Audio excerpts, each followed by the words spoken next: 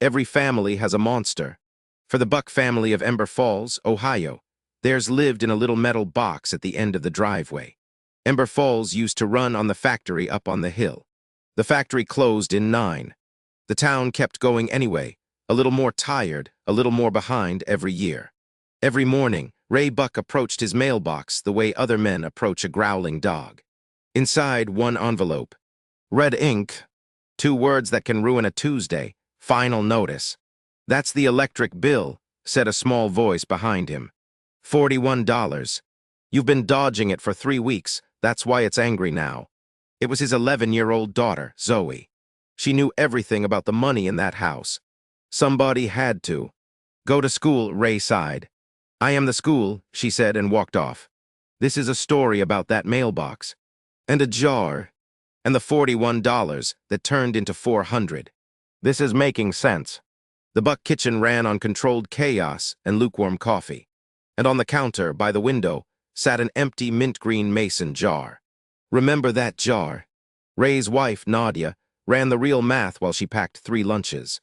"Did the deposit clear?" she asked. Ray went very still. "Define." "Cleared." Nadia worked medical billing at the clinic. Good at her job, underpaid for it, too polite to say so. She'd been owed a raise for 2 years. She'd asked 0 times. "Payday's Friday," Ray said, with the confidence of a man who had never once been right about this.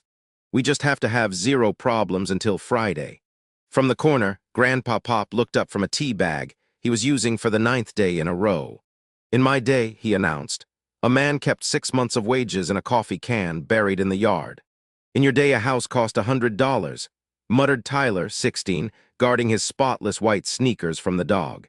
"And we complained," Pop said darkly. Tyler wanted new sneakers. $200 ones. "Everyone has them," he said. "Everyone," Nadia repeated, "has $200. Tyler had no answer for that. He filed it away for a future argument. And then there was Zoe, who was already open for business. Her backpack was quietly a store. Gum, phone chargers, friendship bracelets, and homework consulting. "Made $4 before breakfast," Zoe reported, updating a little notebook labeled Ledger. Ray laughed. "You're 11 and solvent," said Zoe. Then Zoe climbed onto a stool, tapped the empty jar, and said the thing nobody wanted to hear. "You know what fixes the final notice monster forever? This jar, with money in it." "Sweetie, we can't put money in a jar," Ray said. "We need the money for money things." Zoe nodded. "That's the problem, Dad. There's no money that's ours. It all belongs to the electric company before we even get it." And for a second, the kitchen went quiet, because an 11-year-old had just described the whole family's life in one sentence. The bus honked. The moment broke. Kids scattered, and Ray drove off to work in the family's 4th member, a wheezing sedan they'd named the Rust Bucket. At the distribution center, Ray drove a forklift and dispensed wisdom to his buddy Denny. "We're not broke, Ray explained. "We're timing broke. We just gotta improve the choreography." "That's what everybody says," said Denny, "right before the transmission goes." Ray laughed. Then his smile flickered, and he glanced out the loading dock window at the Rust Bucket sitting there. Innocent. Waiting. That night, Zoe made a presentation. Poster board. A marker. And a plan she called the Buck Jar. "Here's the thing about money," she said.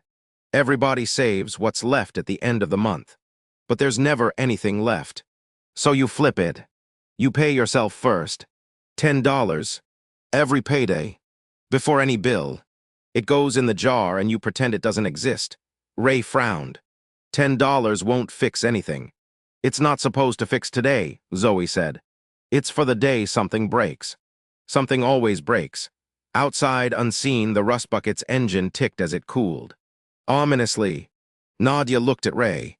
"We could do $10. Ray sighed the sigh of a defeated man. "Fine. $10. But when nothing breaks, I get to say I told you so." Zoe dropped the first crumpled bill in. Clink. And then, because she believed in it, she added $1 of her own gum money.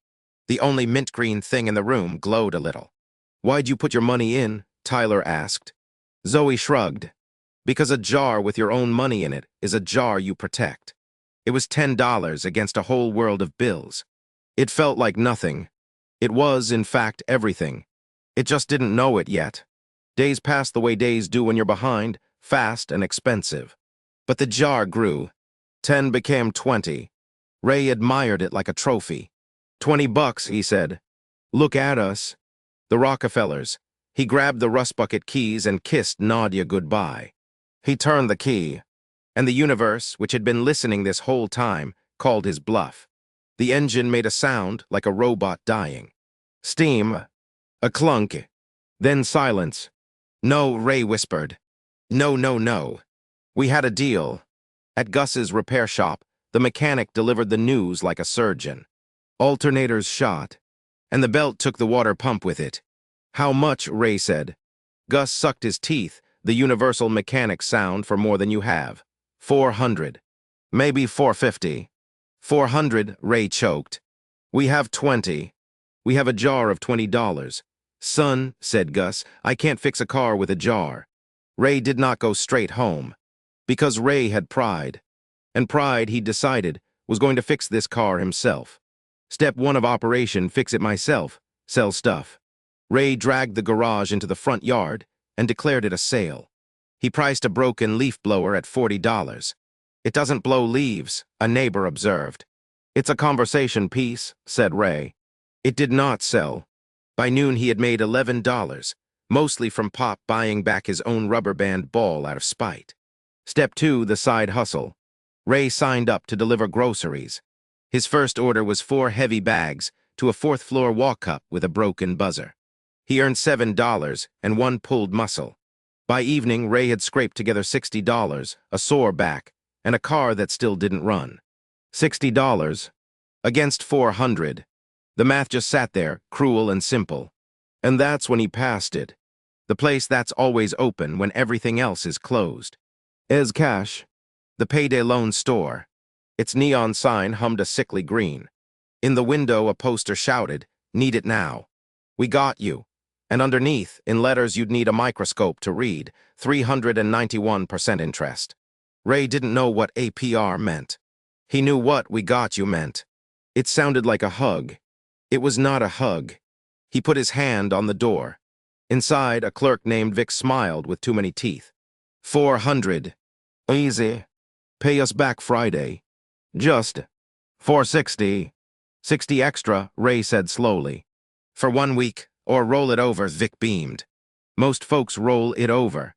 He said it the way a spider says make yourself comfortable. Meanwhile, back home, Zoe froze mid-homework. Some 6 cents. She looked at the jar, then at the empty driveway, then at the clock. Mom, she said, where's Dad? Nadia checked the banking app, saw a search Ray had left open on the shared tablet, payday loan near me, and grabbed her keys so fast the chair fell over. Zoe, bring your ledger, Nadia said. Why? Because you speak their language and I'm about to lose my temper. At Easy Cash, Vic slid the contract across. Ray picked up the pen. The little bell over the door screamed. Ray Buck, do not sign that, Nadia. And Zoe, out of breath, doing math out loud, 391%. On $400, if you roll it just 3 months, you'd owe almost $800. Vic's smile twitched. The young lady's numbers are. Aggressive. The young lady's numbers are right, Zoe said, and turned his own poster around to the fine print. Vic stopped smiling. Ray set the pen down. But we need the car, he said, small. Nadia, I sold a leaf blower today. I carried a stranger's groceries up 4 flights. I didn't have another answer. The answer isn't in here, Nadia said quietly, taking his hand. Come home. And they walked out of the green light together with no car and no loan and no idea yet how they'd do it. They left the $60 in Ray's pocket unspent. It didn't feel like a victory. Walking away from a bad deal never does. But it was one. Behind them, Easy Cash flicked its sign to open late. It was always open late. That was the whole business. Home. The family sat around the table with $20 in a jar and a $400 hole in the driveway. Your plan was $20, Zoe, Ray said quietly. It didn't work. Zoe stared at the jar. I know, she said, stung. It's too new. We started too late. It was the lowest the Buck kitchen had felt in a long time. And into that silence from the doorway came a voice nobody expected to be helpful. "Pop," with a mysterious old shoebox tucked under one arm. He did not open it. Not yet, but he set it on the counter like it meant something. "You kids think a jar's supposed to save you the first week," Pop said. "It ain't. A jar saves you the 50th week. You just got alive long enough to get there. You didn't fail," he said, tapping the jar. "You started. That's more than your grandmother, and I did till we were 40. Now you don't take a loan from a shark. You do it the ugly way. Together." So they made a plan the honest way, with a whiteboard and no magic. Nadia went first. "I'll pick up 2 billing shifts this week. That's $90. And she added, almost to herself, "On Monday, I'm finally asking Dr. Aucaffer for that raise." 2 years is long enough. Everyone stared. That was new. Ray went next. "I'll ask Gus to let me pay half now, half next month. And I'll run the Saturday delivery route for cash. That's another 90, maybe." Then Tyler, 16, sneaker-obsessed Tyler, cleared his throat. "I'll sell my old game console. The one I don't even play anymore. That's like $80. The table went silent.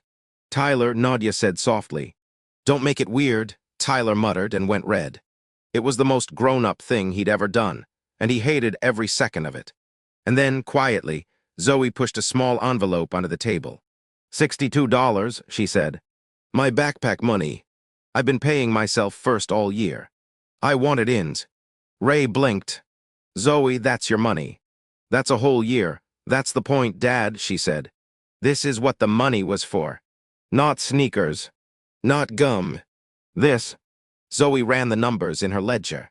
90 plus Gus's split, plus Saturday cash, plus Tyler's 80, plus her 62. "It's tight," she said, looking up. "But we can do it. Without the shark." And here was the part that mattered most. Zoe took the 20 out of the plan and pushed the jar back to the middle of the table. "The 20 stays," she said. "Don't touch it. This is the whole point," she said. "This is the money that means the next time something breaks, we're not standing in a green light signing our name to a shark. That's not being rich. That's being ready." Ray looked at that little jar differently now. $20. It hadn't fixed the car, but it had shown them exactly who they were when they were scared. "Next time," he said, "it's got more than 20 in it." They did it the ugly way all week. Nadia worked doubles. Ray ran his Saturday route in the rain. Tyler boxed up his console and didn't complain. Even Pop chipped in from wherever Pop kept his money. On Monday, Nadia walked into Dr. Aucaffer's office, hands shaking, and asked for the raise. She got half of what she asked for. Half was more than she'd had in 2 years of not asking. And on Friday, the rust bucket coughed, sputtered, and roared back to life, fixed, paid the hard way, no loan attached. The family cheered in the driveway like it was a parade. Broke, Ray grinned, patting the hood, but ours. That evening, Ray dropped a fresh 10 into the jar.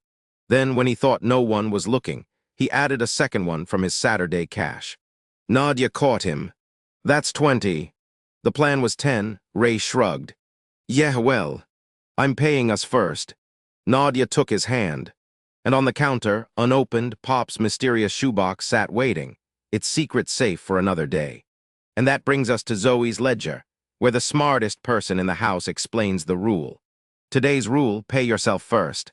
Most people save whatever's left at the end of the month. Spoiler, there's never anything left. So you flip it. The second money comes in, before bills, before sneakers, before anything. A little bit goes to you. Into a jar, a savings account, whatever you've got. Even $10. It won't save you tomorrow. But one day something breaks, something always breaks, and instead of the 391% place, you've got this. That's not being rich. That's being ready. And ready is something anybody can start. Today. With $10. Just then, Ledger the dog trotted in with a chewed scrap of the final notice in his mouth. Zoe didn't even blink. Ledger paid the electric bill his own way. "Pay yourself first, folks. Start the jar. I'll see you next week."